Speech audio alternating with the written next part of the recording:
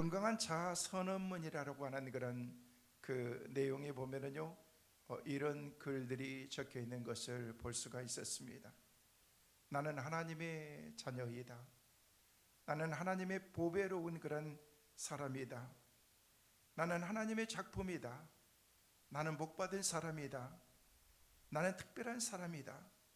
나는 하나님의 사랑받은 존귀한 사람이다. 나는 큰 일을 할 수 있는 위대한 사람이다. 나는 나를 사랑한다. 나는 부자다. 나는 행복하다. 나는 남에게 베풀며 산다. 나는 멋진 인생을 살 것이다. 나는 세상에서 내가 제일 좋다. 나는 천재다. 내가 세상을 변화시킬 수 있다. 나는 건강하다. 나는 무엇이든지 할 수 있다. 하나님이 늘 나와 함께 한다. 나는 능력 있는 사람이다. 나는 할 수 있다. 하면 된다. 여러분, 건강한 자아상을 가지고 있는 선언문에 이런 글들이 적혀 있는 것을 볼 수가 있었습니다. 여러분, 내 삶이 건강하다는 것은 큰 축복인 것입니다. 건강한 사람들은 생각 자체가 다른 것입니다. 나는 하나님의 자녀고 보배로운 사람이고 복받을 사람이고 하는 일들마다 잘 되고, 그런 의미에서 내 자아는 건강한 사람이다 라고 그렇게 고백할 수 있는 것입니다. 네, 우리의 삶이 그렇게 건강한 삶을 우리가 살아가고 있는가? 저는 오늘 이 시간 여러분에게 물어보고 싶습니다. 여러분의 자아가 건강하십니까? 여러분의 마음의 그 자존감이 여러분의 삶 가운데에서 나는 진짜 이 정도면 괜찮은 사람인 것 같다, 복받고 사는 사람인 것 같다 라고 그렇게 생각하는 사람들이 내 삶 가운데 있다는 것은 그건 복이라고 말할 수 있는 것입니다. 근데 모든 사람들이 이렇게 자아가 건강하는 것은 아닙니다. 우리가 계속해서 묵상하고 있는 룻기서에 나온 그런 그 룻의 가정은요, 자아상이 완전히 다 깨져버린 그런 가정이었습니다.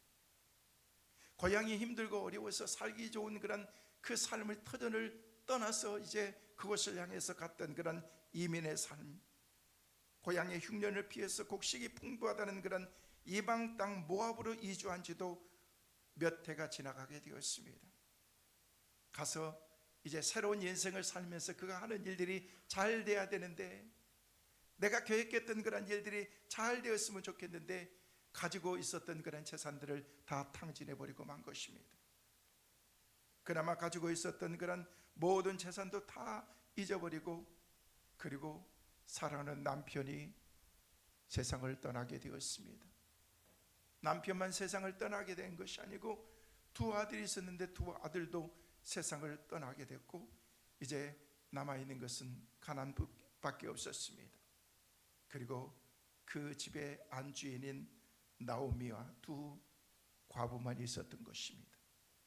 한 집에 과부 셋 빼놓고는 아무것도 없었습니다. 나오미의 마음이 어땠을까? 그의 마음이 자아가 어떤 그런 그 마음이었을까라는 것들을 우리는 감히 짐작해 볼 수가 있습니다. 그런 가운데에서도 내 삶은 나는 하나님의 복받은 사람이다, 특별한 사람이다, 위대한 사람이다, 나는 할 수 있다라는 그런 생각을 가질 수 있는 그런 그 마음을 가질 수 있는 사람이 얼마나 되겠느냐는 거예요. 나오미의 마음은 끝없는 그런 그 힘들고 어려운 그런 그 인생의 절망 가운데 빠졌습니다. 그러나 여기서 그는 죽을 수가 없었던 것입니다. 드디어 나오미는 더 늦기 전에 이제라도 고향 베들레헴으로 돌아가야겠다는 그런 결심을 하게 됩니다. 근데 문제가 있었습니다. 남편도 없는 두 과부 며느리를 어떻게 할 것인가라는 그런 마음이 그 마음속에 숙제로 남아 있었던 것입니다. 그 며느리들은 이방 여인들입니다. 나오미는 그들이 자신의 삶을 다시 개척하도록 자유를 선포해 주었습니다. 오늘 말씀해 보니까 이런 자유 선언에 대한 둘째 며느리 룻의 고백이 나오고 있습니다. 본문에서 보다시피 어떤 일이 있어도 시어머니 나오미와 함께 하겠다고 하는 그런 룻의 고백은 우리를 충분히 감동시키는 그런 모습으로 우리에게 보여주고 있습니다. 우리는 룻의 고백에서 오늘날 예수 그리스도를 따르는 성도들의 그 삶의 자세를 우리가 발견할 수가 있는 것입니다. 당경이 성경에 나와 있는 그런 룻의 이야기이기 때문에 어려운 가운데 처한 그런 이 가정이 어떻게 하다 보니까 하나님의 축복을 받았다라는 그런 스토리의 이야기를 우리가 이해해서는 안 된다는 거예요. 이 말씀이 하나님께서 오늘 저와 여러분에게 내게 주신 그런 하나님의 메시지가 뭐냐는 거예요. 이 말씀을 통해서 하나님께서 내가 어떻게 살아야 될지를 하나님이 말씀하시고 계신가를 우리가 이 가운데서 우리가 발견해야 된다는 것입니다. 오늘 우리는 예수 그리스도를 어디까지, 그리고 어떤 제서로, 어떤 마음으로 여러분이 예수 그리스도를 따라가고 계십니까? 더 깊이 여러분에게 물어보고 싶습니다. 여러분은 어떤 마음으로 신앙생활하고 계십니까? 여러분의 신앙생활은 올바르고 우리 주님이 기뻐할 만한 그런 신앙생활을 하고 계십니까? 룻의 고백 속에서 예수 그리스도를 섬기고 따르는 우리들의 마음을 점검하고서 결단하는 그런 은혜의 시간들이 될 수 있기를 간절히 소망합니다. 오늘 본 말씀을 통해서 여러분에게 세 가지를 말씀을 드립니다. 룻의 고백을 통해서 배울 수 있는 첫 번째 교훈은, 룻은 그렇게 고백합니다. 예수님이 가시는 곳에 우리도 가겠습니다. 어머니가 가는 곳에 나도 가겠습니다. 따라하겠습니다. 예수님이 가시는 곳에 나도 가겠습니다. 예수님이 가시는 곳에 나도 가겠다라고 하는 그런 그 고백, 어머니가 가시는 곳에 나도 가겠습니다라고 하는 그런 이 룻의 고백이라는 것입니다. 자, 16절 말씀 보시길 바랍니다. 오늘 보면 16절에는 우리에게 그렇게 말씀하고 있습니다. 룻이 같이 보십니다. 룻이 이르되 내게 어머니를 떠나며 어머니를 따르지 말고 돌아가라 강권하지 마옵소서. 어머니께서 가시는 곳에 나도 가고 어머니께서 머무시는 곳에 나도 머물겠나이다. 어머니의 백성이 나의 백성이 되고 어머니의 하나님이 나의 하나님이 되시리나니. 룻의 확고한 그런 결심이며 정말 아름다운 그런 그 모습을 고백을 통해서 볼 수가 있습니다. 어머니께서 가시는 곳에 나도 가겠습니다. 여러분, 어머니가 가시는 곳이 지금 어떤 곳이냐는 거예요. 어머니가 가시고자 하는 그런 그 길이 어떤 길이냐는 거예요. 룻의 아름다운 그런 정말 사랑스러운 그런 모습이 오늘 본문 말씀에 기록이 되어 있습니다.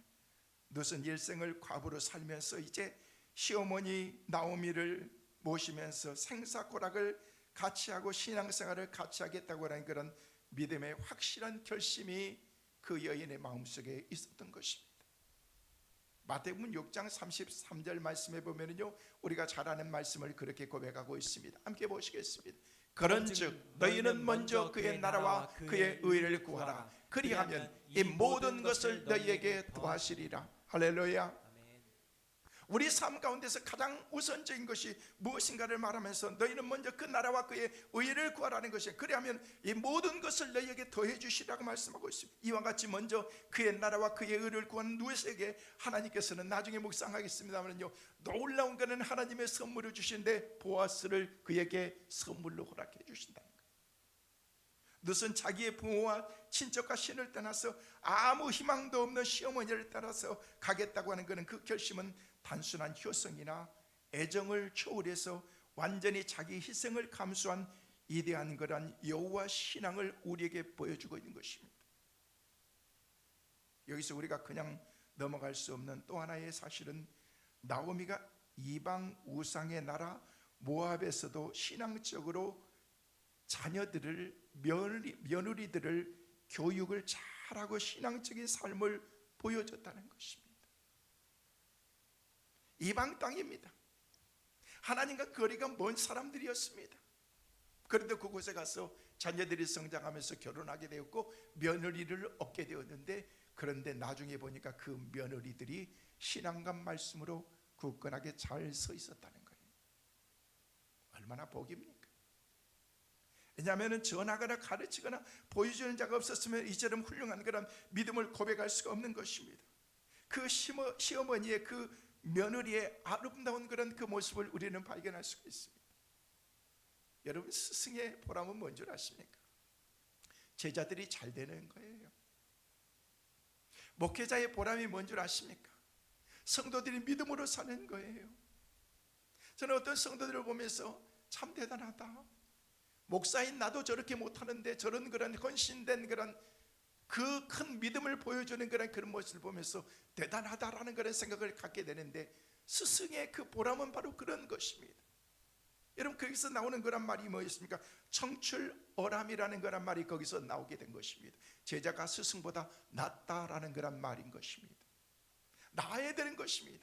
내가 가르치는 스승이기 때문에 너는 내 밑에 있어야 돼, 아니라는 것입니다. 스승을 능가할 수 있는 그런 그 실력, 우리가 가지고 있는 그런 신앙을 더 능가할 수 있는 그런 그 믿음의 삶을 살아가는 그런 삶을 가리켜서 청출어람이라고 그렇게 말하는 것입니다. 학생이 선생님보다 더 뛰어나게 성장했다는 그런, 그때 쓰는 그런 말이라는 것입니다. 우리는 때로는 은혜를 잃어버리고 살 때가 많습니다. 하나님의 은혜가 우리 가운데 주어졌는데도 그 은혜가 무엇인지 모르면서 우리가 우리의 인생을 때로는 살게 된다는 것입니다. 은혜를 잊으면요, 내 공로를 자랑하게 됩니다. 하나님 말씀보다도 내 생각이 앞서게 되는 것입니다. 어떤 사람은 교회 가면요, 마음대로 살지 못하고 지켜야 될 것들이 많아지고, 하나님은 우리의 삶을 샅샅이 지켜보고 계시기 때문에 내가 잘못하면 벌어주시는 하나님이라고 생각합니다. 여러분, 그렇지 않습니다. 우리 하나님은 그런 하나님이 아니십니다. 그냥 숨어가지고 저 사람이 무슨 법을 어기나 보자 라고 하면서 우리를 감시하는 그런 하나님이 아니라는 거예요. 그런 사람들은 하나님의 은혜를 알지 못하는 사람인 것입니다. 하나님 앞에 은혜로 용서받은 죄인임을 고백하는 그런 사람은요, 그 가운데서 야, 이게 하나님께서 나를 함께 하셨다, 이게 하나님의 은혜다라는 그런 고백을 그 가운데서 하게 된다는 것입니다. 그러면서 감사하게 되는 것이 불평할 수가 없는 것입니다. 그분의 말씀 앞에서 감히 무례한 행동을 할 수가 없게 되는 것입니다. 여러분, 십자가의 사랑과 용서를 경험한 사람은요, 말씀 앞에서 겸손하게 순종합니다. 우리가 마땅히 누릴 권리보다도 받은 사랑이 더 크다는 사실을 고백할 때 우리는 진정한 그런 하나님의 자녀로서 그때부터 우리가 믿음으로 고백하면서 늘 감사의 은혜의 삶을 우리가 살게 된다는 것입니다. 공로의식이 아니라 평생 은혜의식으로 삶을 살아가게 되는 것입니다. 저는 오늘 예배에 참석하신 여러분 모두가 이런 은혜로 충만하신 여러분의 삶이 되시기를 다시 한번 주의 이름으로 축원합니다. 어머니께서 가시는 곳에 나도 가겠습니다. 누세 고백은 오늘 우리들의 신앙 고백이 되어야 되는 것입니다. 어머니가 가시는 곳에 나도 가겠습니다. 주님이 가시는 곳에 나도 가겠습니다. 오늘날 많은 사람들이 주님을 따라가기보다는요, 자기의 유익과 성공을 위해서 주님을 끌고 다니는 사람들이 많습니다. 주님, 내가 이곳에 가니까 주님도 따라오셔야 됩니다. 주님, 내가 이걸 하니까 주님께서 오셔서 알아서, 주님이 알아서 하세요. 주님은 아시지요? 알기는 뭘 알아요? 내가 아는 거지. 다 내가 계획하고 내가 가면서 주님을 따라오라고 명령합니다. 주님을 종부리시듯 부리면서 우리가 신앙생활합니다. 아니요, 그 신앙생활이 아닌 것입니다. 억지입니다, 억지. 주님과는 전혀 다른 길로 가면서 주님을 대장 삼아 주님이 가시는 그 길을 우리가 걸어가야 되는데, 그냥 이 핑계 저 핑계 대면서 주님이 저를 따라오시죠.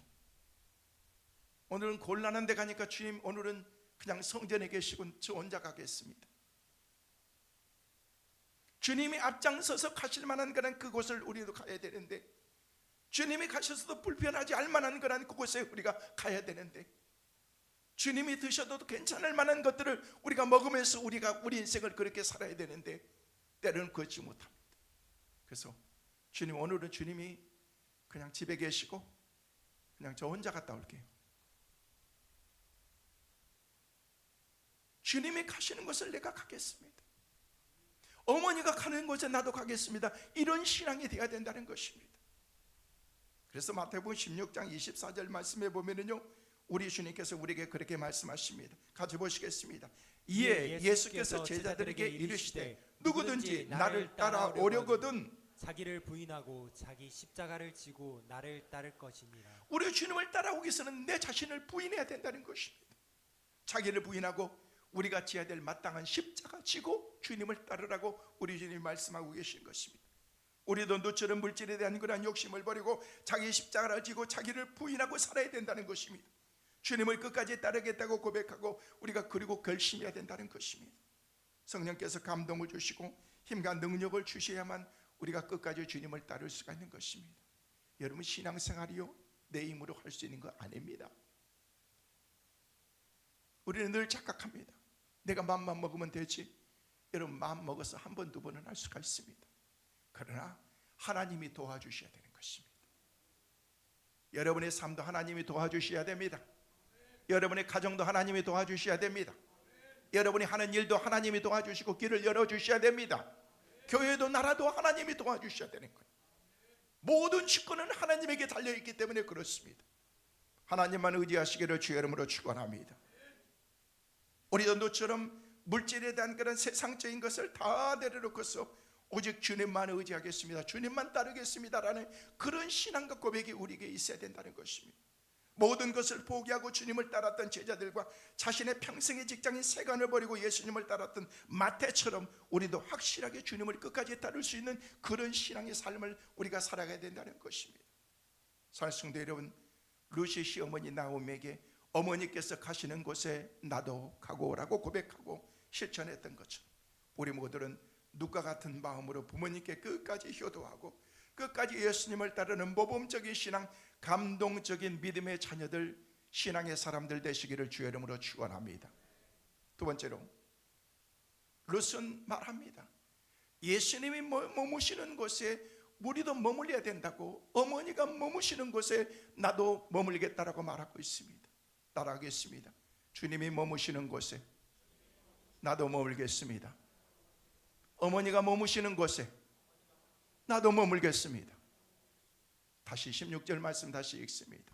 본문 16절 말씀 같이 읽습니다.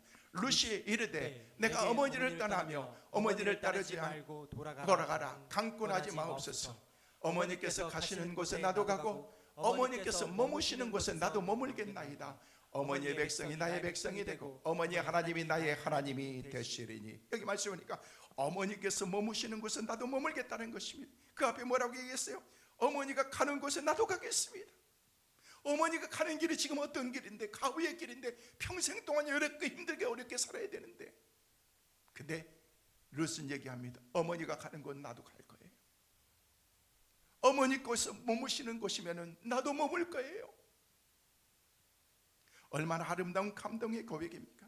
이 룻의 고백이 우리의 신앙의 고백이 되어야 되는 것입니다. 많은 사람들이 주님보다 앞서가고 있다는 것입니다. 주님이 머무르신 곳이 아닌 다른 곳에 머물기를 원하고 있습니다.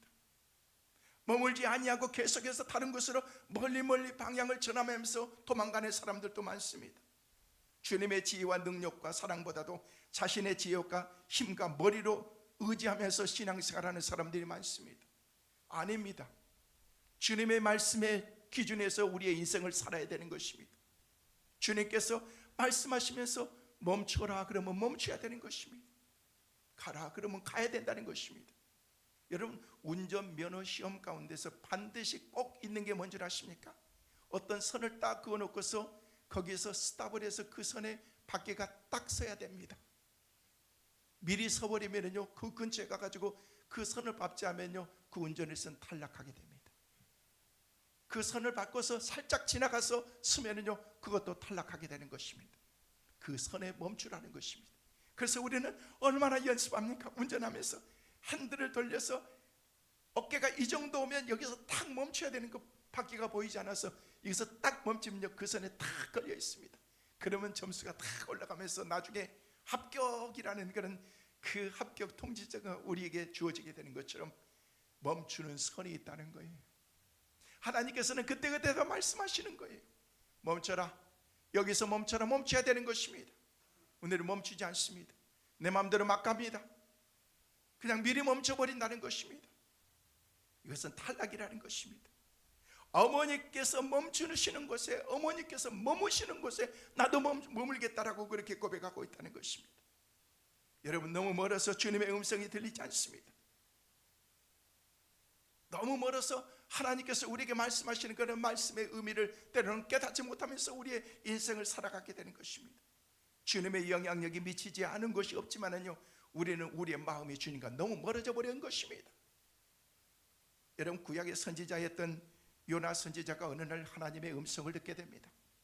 너는 저 큰 니느웨 성에 가서 복음을 전해라.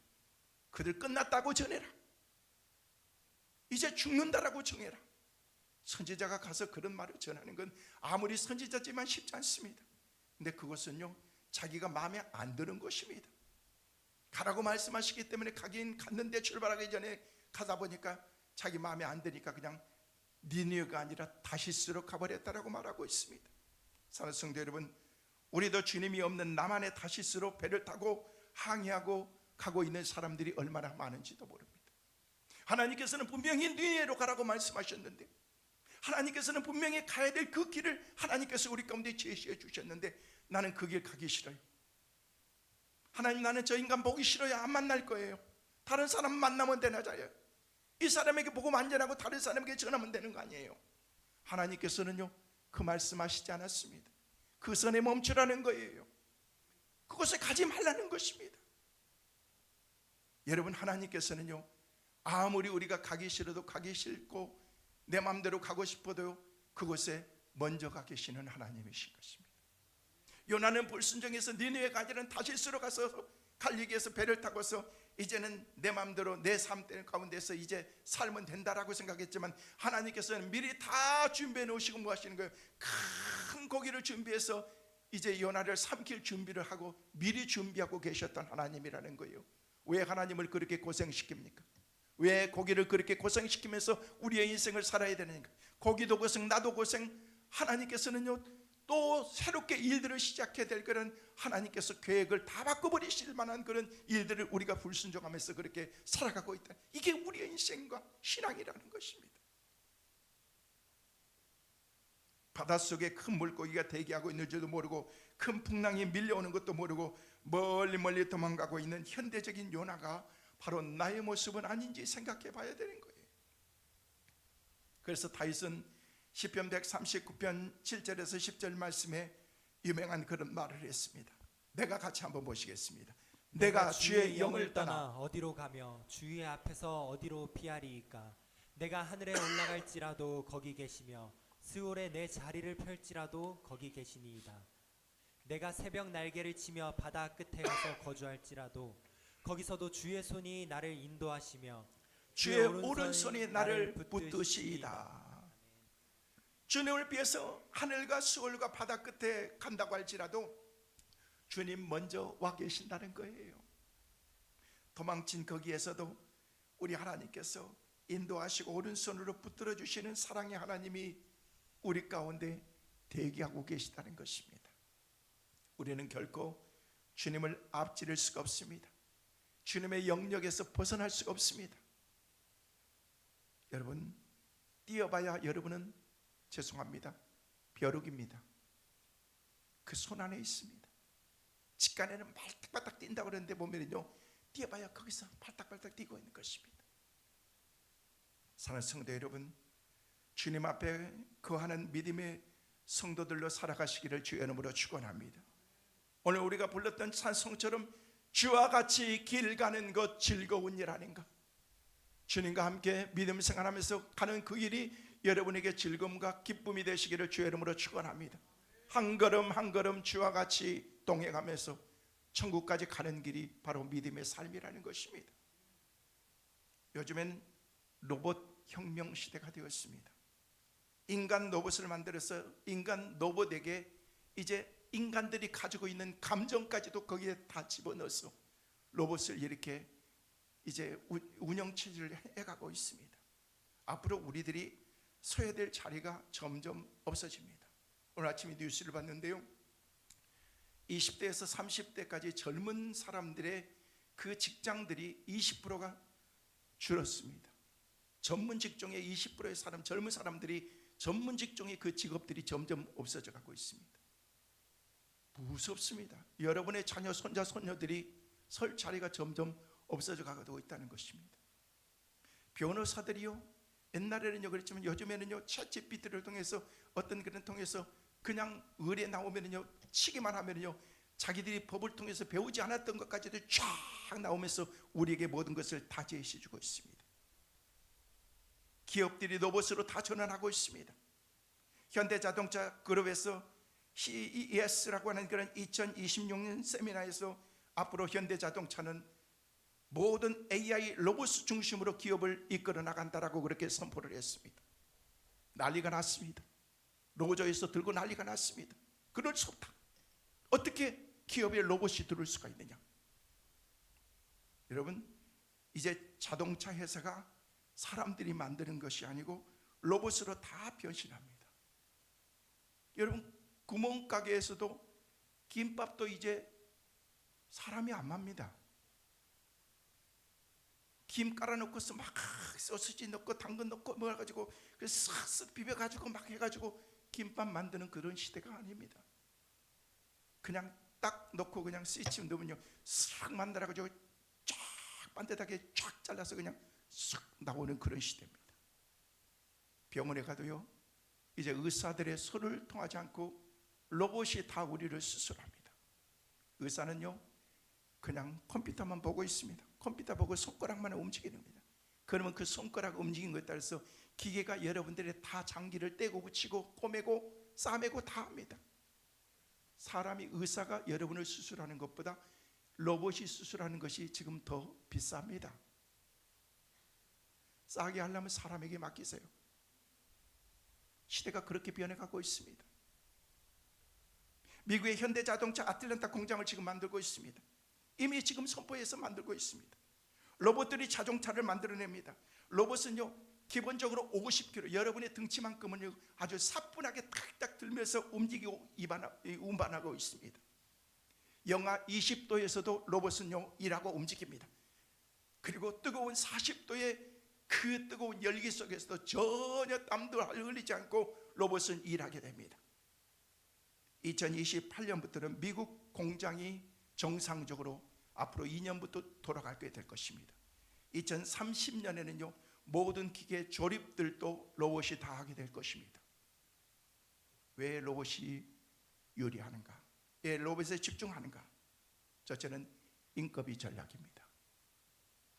두 번째는요 작업을 아무리 해도 위험하지 않습니다. 무거운 작업, 위험한 환경 로봇이 다 수행합니다. 셋째로 미래 산업을 먼저 선점할 수가 있습니다. 앞질러 갈 수가 있습니다. 로봇 시장이 이미 그렇게 시작되고 있습니다. 올해 로봇 시장을 통해서 만들어낸 그 기업의 이윤이 어떻게 된 줄 아십니까? 2천만 달러입니다. 앞으로 6년 뒤에 모든 시스템이 바뀌게 되면요 이유 창출들이 어떻게 될 줄 아십니까? 36억 달러가 됩니다. 어느 정도인 줄 아십니까? 무려 180배의 증가가 있게 될 것입니다. 쉽게 얘기해서 저나 여러분이 공장에서 일하는 거하고 기계들이 로봇이 일하는 것은 그렇게 차이가 난다는 거예요. 자, 물어보고 싶습니다. 여러분이 현대자동차 회장이라고 하면은 여러분은 어떻게 하시겠습니까? 사람을 쓰시겠습니까? 로봇을 쓰겠습니까? 사람은요 연봉 1억짜리 3명이 해도 로봇은요 한 로봇이 그냥 3억이 들어가지 않고 몇 천만 원, 몇 백만 원만 기계를 이렇게 사놓고 하면은요 그 로봇이 다 커버하게 됩니다. 더 쉽게 얘기할 거예요. 여러분이 구멍가게 김밥 장사합니다. 구멍가게에서 180명을 데리고 나서 하루 종일 막 김밥을 쌉니다. 그 로봇이 한 대가 착착착 놀면서 하면은요 180명분의 김밥을 하루에 다 싸버립니다. 그러니까 현대 노조에서 난리가 난 거예요. 로봇은 들어올 수 없다. 우리 자리에 감히 어떻게 들어오는가? 여러분 그런 시대입니다. 그래서 현대에서 그랬어요. 너희들이 계속해서 머물고 싶으면 뭔가 공부를 하고 해라. 그래서 장을 만들어줬어요. 로봇 관계에 대한 앞으로 로봇 시대가 되니까 그래도 지 혼자 일을 못 하잖아요. 그 로봇을 함께 일하고 그럴 수 있는 조절할 수 있는 그런 기회를 만들어주는 것입니다. 앞으로 그런 기업에서 특별한 그런 기업에 어떤 일할 사람들은 거의 뽑지 않을 것입니다. 앞으로 우리 인간들이 서야 될 자리가 점점 없어져 가고 있습니다. 이런 그런 것에 익숙하면 인간의 기계를 만들어 사용했지만은요, 죄송하지만 앞으로 기계들이 우리 인간들을 이제 컨트롤하는 그런 시대가 올지도 모릅니다. 아니, 이미 왔습니다. 이런 경험에 익숙한 그런 인간은요, 창조주이신 하나님도 피조물인 인간의 신호에 따라서 움직여야 된다라고 그렇게 생각한다는 것입니다.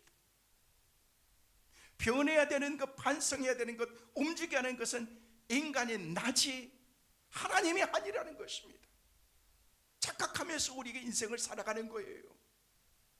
자신을 정당하기 위해서 말씀을 여기저기 그냥 잘라가지고 편집해가지고 가이질해가지고 내 원하는 대로 갖다 붙이면서 이렇게 그렇게 살려고 하는 그런 신앙들, 그걸 버리라는 것입니다. 하나님의 말씀은 그런 말씀이 아닙니다.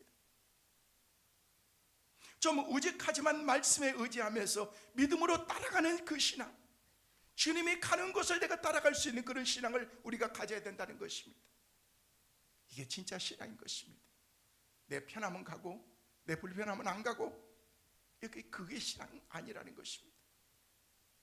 여러분이 하나님 컨트롤하려고 하지 마세요. 내가 만들었다고 로봇이 나를 컨트롤하려고 그것은요, 이거는 본질을 잃어버린 것입니다. 아무리 지가 일을 잘하고 아무리 그가 능력이 있다고 할지라도 그것은 인간의 피조물에 불과한 것입니다. 늘 순종하고 따라야 되는 것입니다. 그래서 로봇에게 감정까지 집어넣을 필요가 뭐가 있겠는가? 루시 시어머니 나오미를 조종하지 않았습니다. 자기를 따라오라고 하지도 않았습니다. 시어머니 나오미는 나이 먹고 가고 이제 늙어가고 있습니다. 룻은 아주 새파랗고 머리가 팽팽 돌아가고 나름 생각이 있는 그런 여인이었을 것입니다.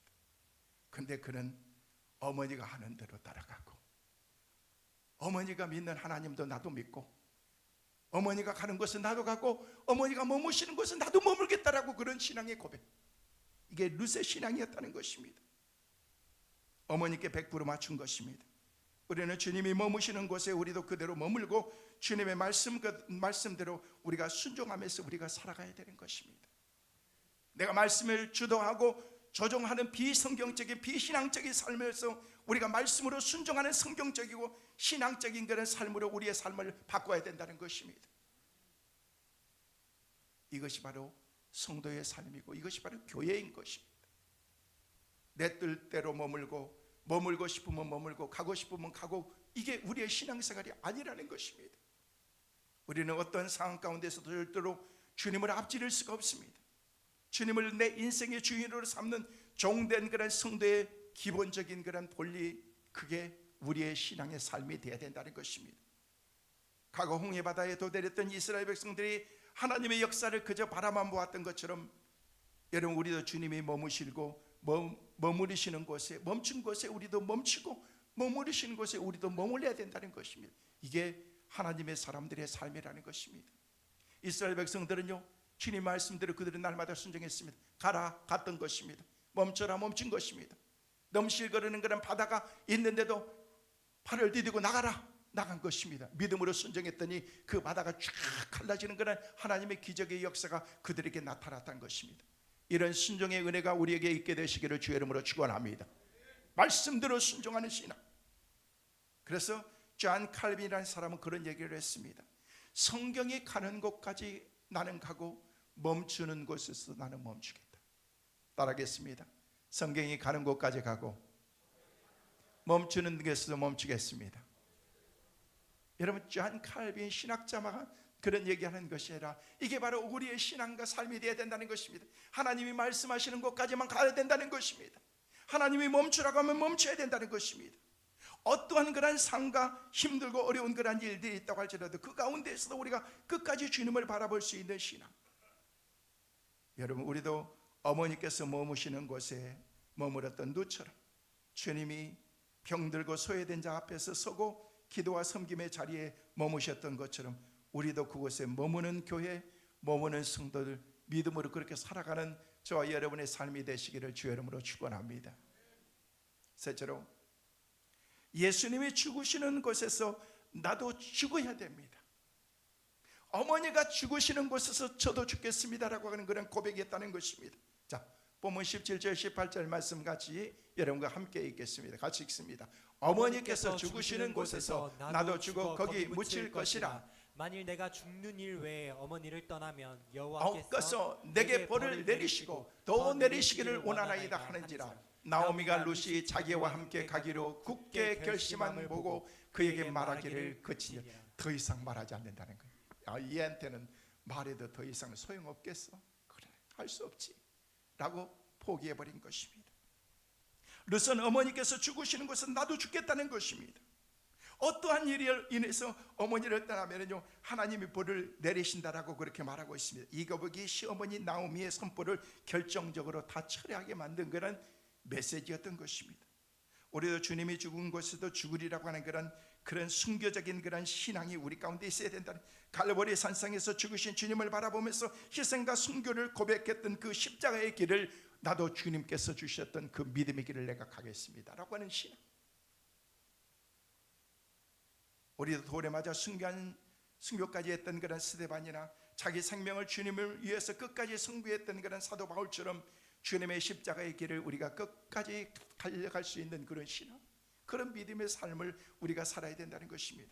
그래서 사도 바울은 우리에게 유명한 사도행 디모데후서 4장 7절 8절 말씀에 우리에게 그렇게 말씀하고 있습니다. 함께 보시겠습니다. 나는 선한 싸움을 싸우고 나의 달려갈 길을 마치고 믿음을 지켰으니 이제 후로는 나를 위하여 의의 면류관이 예비되었으므로 주 곧 의로우신 재판장이 그날에 내게 주실 것이며 내게만 아니라 주의 나타나심을 사모하는 모든 자에게도니라. 할렐루야. 성도 여러분, 오늘 우리의 가정과 일터와 교회와 우리가 머물고 있는 바로 이곳이 바로 갈보리 언덕인 줄로 믿으시길 바랍니다.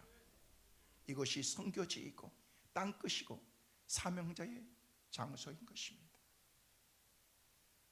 많은 사람들이 하나님께서 주셨던 그런 하나님의 품을 떠나서 스스로 살아가고자 하지만은요, 우리의 삶은 그렇게 살 수 있는 게 아닙니다.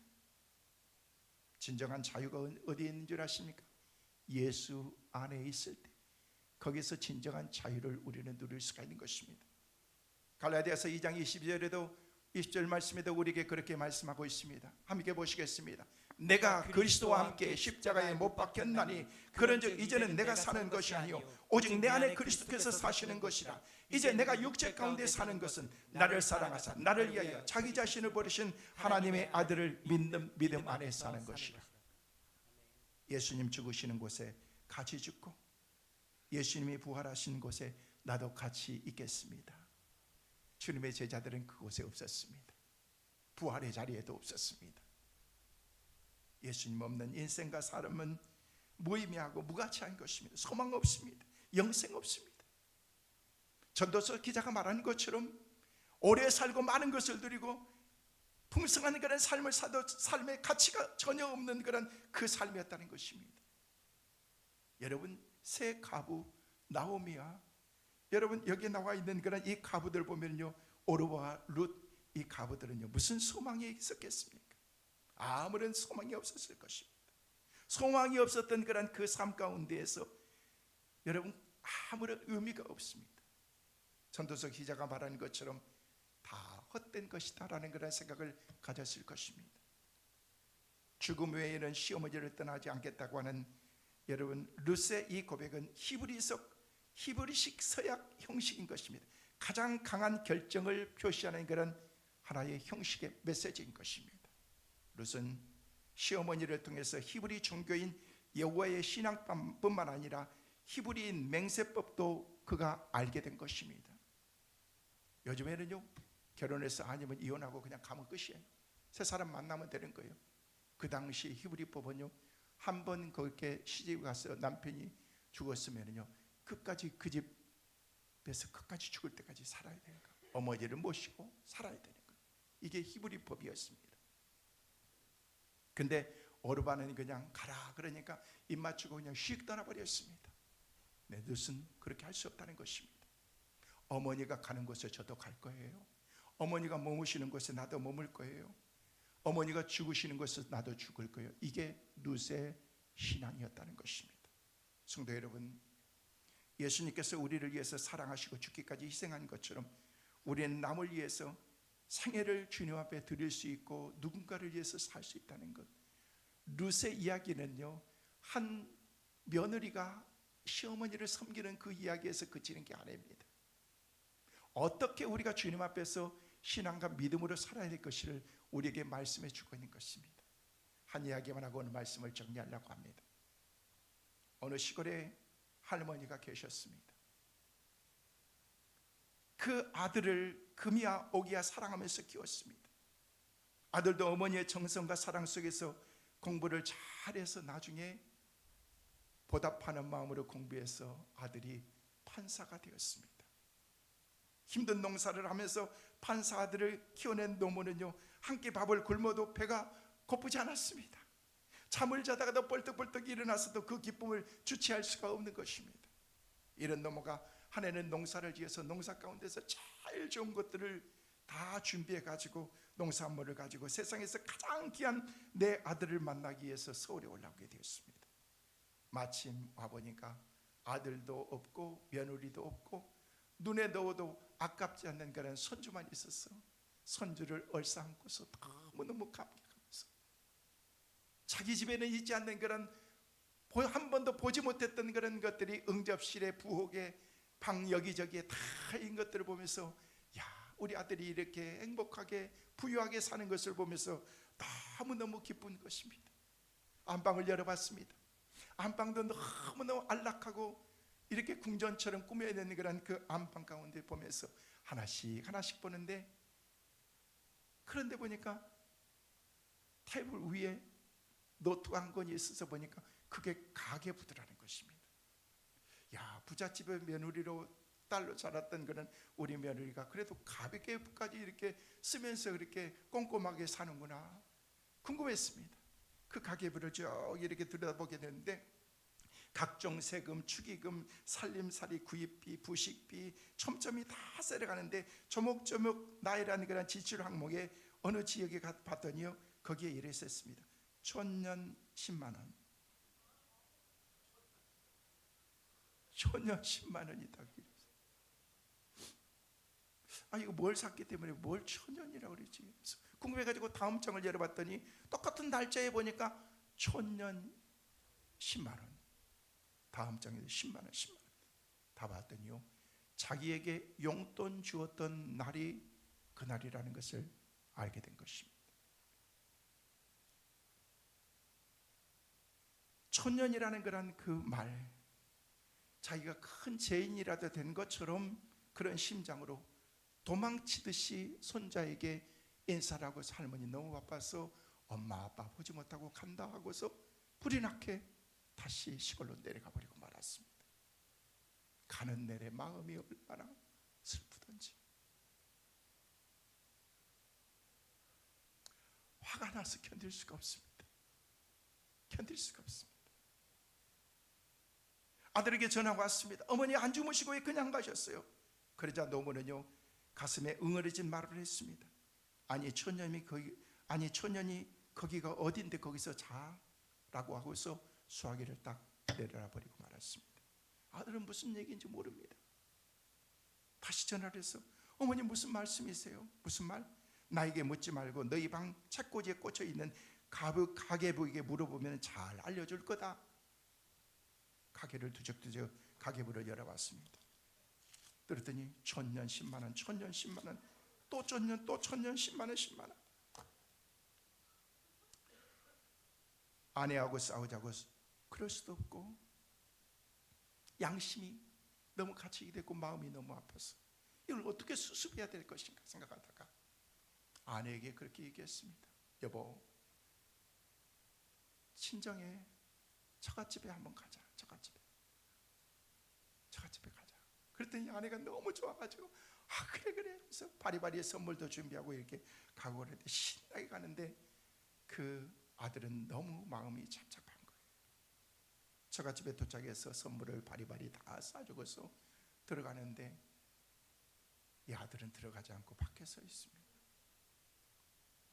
장인 장모님이 나와서 아우 우리 판사 사이 왜 안 들어오고 거기 서 있어? 왜 서 있어? 여보 왜 거기 서 있는 거야? 왜 서 있어? 그러자 기다리던 듯이 그렇게 얘기했습니다. 촌년의 아들이 어디에 들어갑니까? 촌년의 아들이 감히 부잣집에 들어갈 수 있습니까? 얼굴을 뵀으니까 이만 돌아가겠습니다 하고 돌아와 버리고 말았습니다.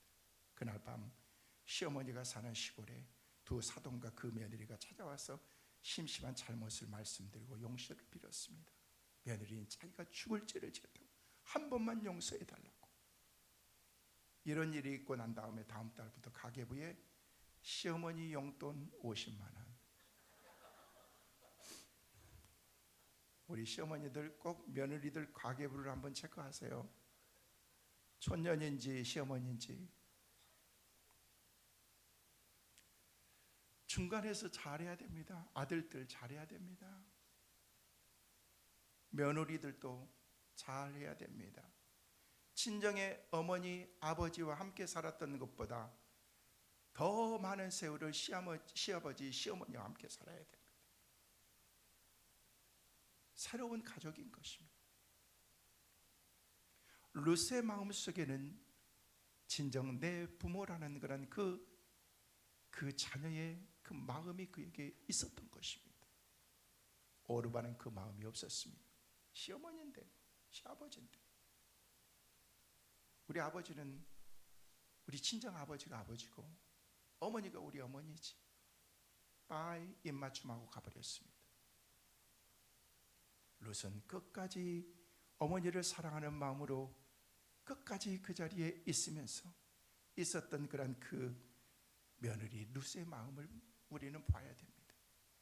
저는 말씀 마치면서 말씀을 한 장의 사진으로 여러분에게 보여주고 싶습니다. 십자가의 길, 아름다운 동행의 길. 여러분 하나님이 주신 그런 은혜의 삶을 살아감에 있어서 여러분 꼭 이 말씀을 기억하시길 바랍니다. 어머니가 가시는 곳에 저도 가겠습니다. 어머니가 머무시는 곳에 저도 머물겠습니다. 그리고 어머니가 죽으시는 곳에 저도 함께 죽을 것입니다. 성도 여러분, 가정과 교회가 어려운 시기입니다. 우리 모두는 나오미처럼 살고 룻처럼 우리가 살아간다면 가정과 교회는 평안하고 더욱 든든해질 것입니다. 부모를 공경하고 자녀를 사랑하는 가정과 교회가 되어야 됩니다. 저는 룻의 이 모습을 보면서 참 아름다운 모습이다. 현대에 볼 수 없는 그런 아름다운 그런 그 모습이 우리 가운데 그려지고 있습니다. 이런 나오미와 룻의 자세로 예수님이 가시는 곳 우리도 가고 머무시는 곳 우리도 머물고 주님이 십자가의 그 자리에 우리도 거기에 설 수 있다면 우리의 삶은 참 은혜 안에서 정말 행복한 그런 믿음의 삶을 우리가 살게 될 것입니다. 그런 은혜의 삶을 믿음으로 살아가는 믿음의 성도들, 성민의 가족들 다 되시기를 주의 이름으로 축원합니다.